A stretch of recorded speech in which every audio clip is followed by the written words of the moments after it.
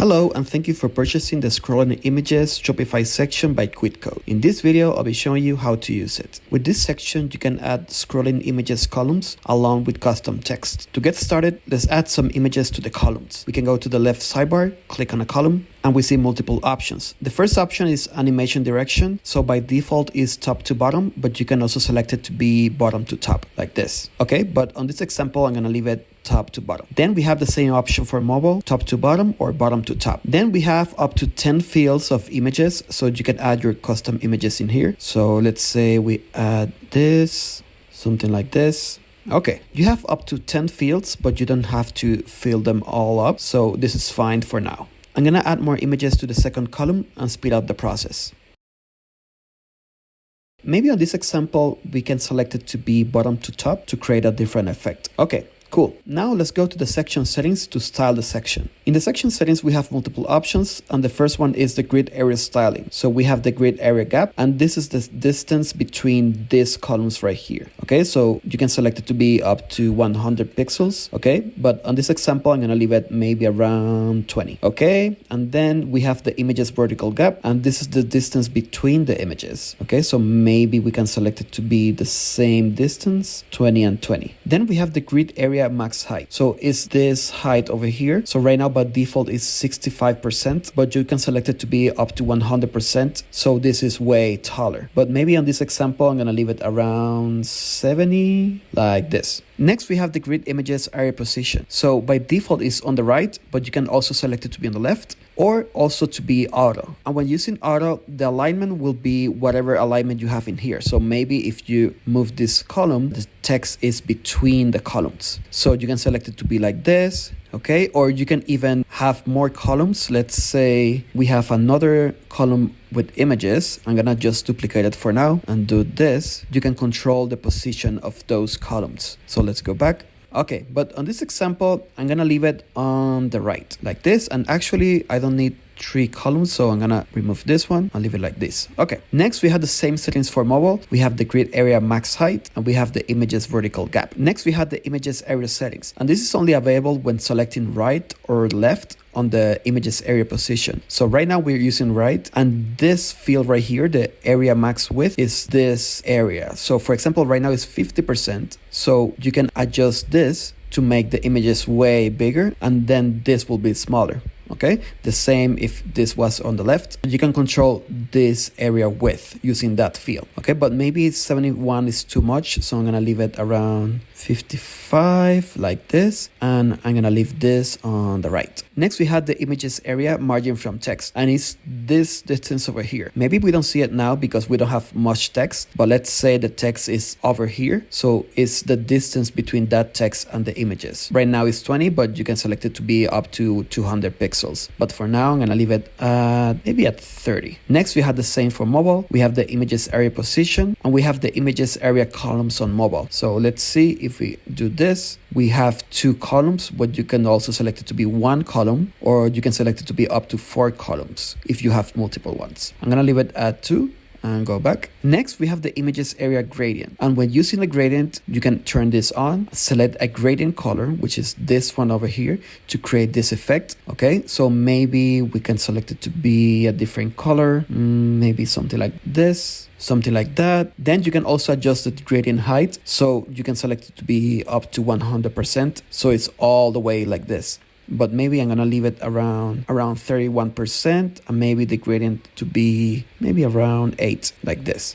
Okay, next we have the images settings, and the first option is the image dimensions. By default, they're all original, so it will be the same size as the original source of the images, but you can also select it to be landscape, portrait, square, horizontal, or vertical. But on this example, actually I'm gonna leave it as landscape because I want all the images to be the same height on the same dimensions. Next, we have the images border radius. Right now it's 0, but you can adjust this to adjust these curves over here. Next, we have the animation speed. So right now it's 10, and the higher the number, the slower the speed. For example, if we increment this, we'll see that the images move slowly. So maybe that's too slow. I'm gonna leave it around here. And down here, we have an option for adjusting it on mobile. Next, we have the section styling, and the first option is the section width. So right now it's full width with a content max width of 1280. Maybe right now we don't see it because we don't have a background color. If we add a background color here, so let's say we add this color and we expand this, we'll see that the section is 100% of the width of the page, but the content stays on 1280 pixels. So you can adjust this to expand the content inside of the full width, but you also have an option for real full width. When this is enabled, this content max width will be ignored. For example, if I turn this on and I expand this, you'll see that the section expands all the way. But maybe on this example, I'm gonna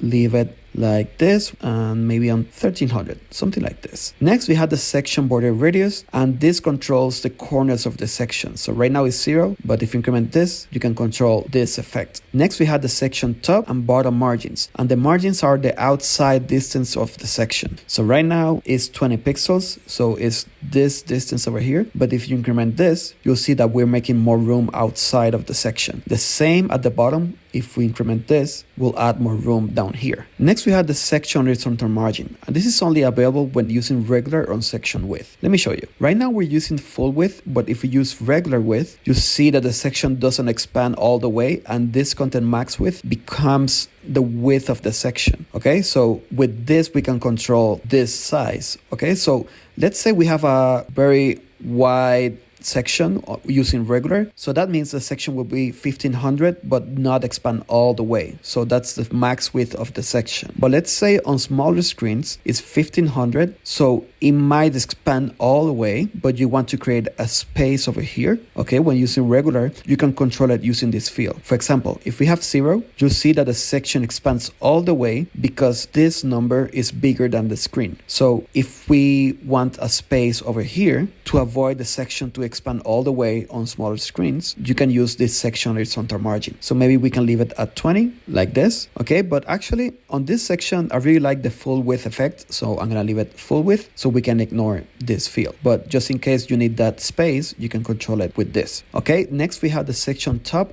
bottom, and horizontal padding. And while the margin is the outside distance, the padding is the inside distance. For example, right now it's 20 pixels, so this content is 20 pixels inside from the border. For example, if I increment this, we'll make more room inside the section between the content and the border of the section. We can do this and all this space. The same at the bottom. You can expand it to be all the way to 100 pixels and also horizontal. That way it's 100% the full width, but we're controlling the distance inside of the section. But maybe this is too much, so I'm gonna leave it at 20 each, like this. Next, we have the same settings for mobile. We have the top, bottom, and horizontal margin, which is the outside distance, and we have the top, bottom, and horizontal padding. Okay. Then at the end, we have the section class, and this is for advanced users that need to add a class to the whole section. Okay, so when using custom CSS, the classes share styling between sections or elements. Let's say on my theme, I have a class named red border. Okay, so I'm gonna add a custom CSS section that we have. Okay, and I'm gonna add red border is border 10 pixels solid red, for example. Okay, and we have that. You see that because we added this section class, we're applying external styling to the section. Okay, so this is a good option if you're sharing styling between sections. Let's say you have another section like this one, and we add that same class. You'll see that we're sharing styling between sections using that section class field. And this is optional for advanced users. Okay, but on this case, I don't really need it. So I'm gonna remove this, remove the section, the styling, and the class. Okay, so this is the styling for the section, but we also have custom text. So you'll see it here. You can click on it and add your own custom text. Okay, and here we have multiple options, and the first one is the section title. So maybe in here we can add something like the new collection is here. And on the text block, we can add something like this and add a section button to a collection and update the button label. So maybe instead of learn more, shop now, like this. And then we have the open link on a new tab option. So when this is enabled and a user clicks on it, it will open a new tab, this link, instead of going on the same page to that link. But on this case, I'm gonna leave it disabled. Okay, and in case you don't need a button, you can just clear the button label to remove it, okay? But I'm gonna leave it for now. Next, we have the section text styling, and the first option is the text alignment. So right now it's left, but you can select it to be center or to be right. And then you have the section horizontal padding, which is the inside distance. So right now it's 10 pixels, but you can select it to be up to 100, but maybe that's too much. So I'm gonna leave it at 20. Next, we have the same options for mobile. We have the text alignment and the text horizontal padding. And down here, we have options for the section title styling. So right now it's this color because it's the default from my theme, but you can select a different color. Okay, and actually I'm gonna apply the same for the text block so we can see it, maybe a different color like this, and this on the left. Let's go back. Okay, next we have the use custom font option. So when this is enabled, you can select a font from this list. Let's say something like this. Next, we have the custom font family name. So this is in case you're loading a custom font on your theme. Let's say you're loading a help. You will put here that font name. Okay, so it will grab that custom font. Okay, but in this case, I really like this one, so I'm gonna remove it.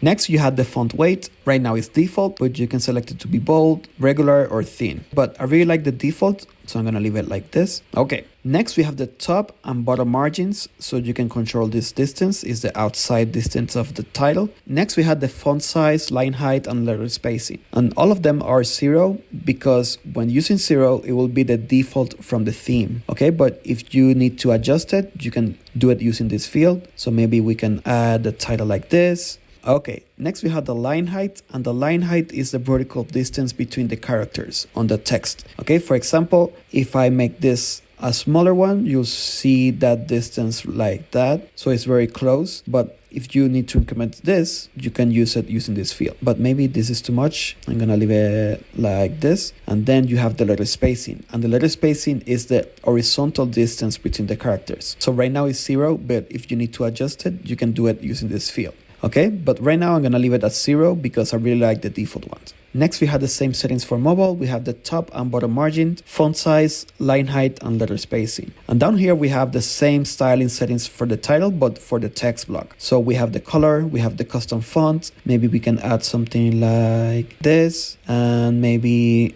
increment the margin from the top. Okay, adjust the font size. And actually, maybe a different color, something like this. Okay, and the line height and letter spacing looks good for me, so I'm gonna leave it like that. And then you have the same for mobile, the top and bottom margin, font size, line height, and letter spacing. Next, we have the button styling. And the first option is the margin top. So right now it's 10 pixels, so you can increment this to make more room over here. So if we adjust this, we can control it. Okay, but maybe this is too much, so I'm gonna leave it like this. Next, you have the margin bottom, the horizontal padding, and the vertical padding. So with the horizontal padding, we can increment that distance inside the button, so it will look like this, and also the vertical padding. And then we have the custom font, maybe something like that, and then we have the font size and the letter spacing. Next, we have the same settings for mobile, top and bottom margin, horizontal and vertical padding, and the font size. Okay, next we have the bottom borders, and the first option is the border radius. So it's these corners over here. So by default, they're 0, but you can increment this to control those curves. Then we have the bottom border width. So right now is 0 pixels, but if you increment this, we'll add a border. Right now we don't see it because it's the same color as the background, but if we go to the bottom colors and we go to the bottom border color, let's say we have something like this, you'll see that border.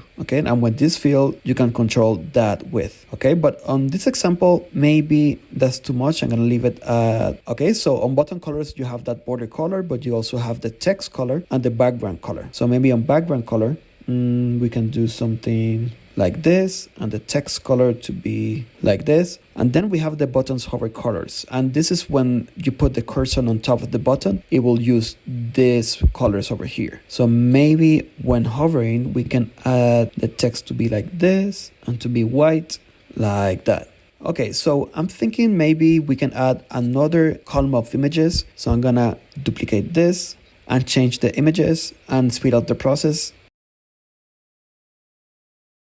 And on this column, I really like different directions, so I'm gonna adjust this to be top to bottom so we can create this effect. And I really like how it looks, so I'm gonna save it. And that's it. Thank you again. And if you have any questions or if you run into any issues, please don't hesitate to contact us via our support page on our website. Thank you and take care.